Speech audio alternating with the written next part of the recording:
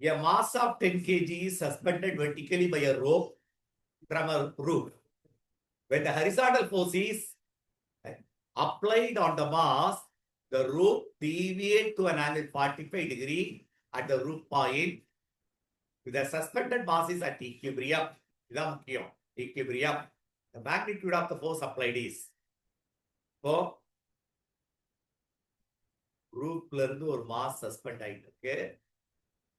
இப்போ இதுல force apply பண்ணோம், 45 டிகிரி டர்ன் ஆயிடுச்சு. அப்ப இங்க ஒரு மாஸ், அந்த மாஸ் இங்க நிக்குது, இதுல ஒரு ஃபோர்ஸ் நம்ம அப்ளை பண்ணிருக்கோம். ஈக்லிபிரியத்துல இருக்குதான் முக்கியம். இதுதான் நமக்கு தெரிஞ்ச விஷயம். இது மாதிரி சம் வந்தாலே டென்ஷன் ஆஃப் த ஸ்ட்ரிங்கை வச்சுதான் நம்ம கண்டுபிடிச்சோம்.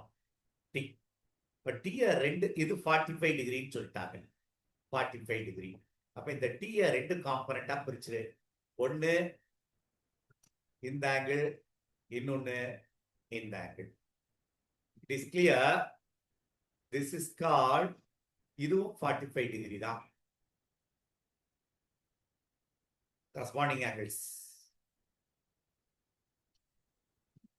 அடுத்தது அப்ப t cos adjacent side க்கு 45 is equal to mg. கிளியரா இருக்கியா? t sin 45, இது தீட்டான்னு எடுத்தா இது adjacent side, opposite side. t sin 45 equal to f. ரெண்டு ஈக்குவேஷன் ஃபார்ம் பண்ணிடலாம்.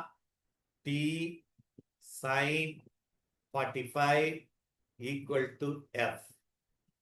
t cos 45 equal to mg. எனக்கு வேண்டி இந்த f தான். ஓகே, 1 divided by 2 போட்டுரு. 1 divided by 2 போட்டேன்னா tan 45 equal to f by mg. m is nothing but t 10 and g is nothing but 10. அப்போ உனக்கு வேண்டியது f தான் வேணும். tan 45 is 1, f is equal to 100 Newton is the answer.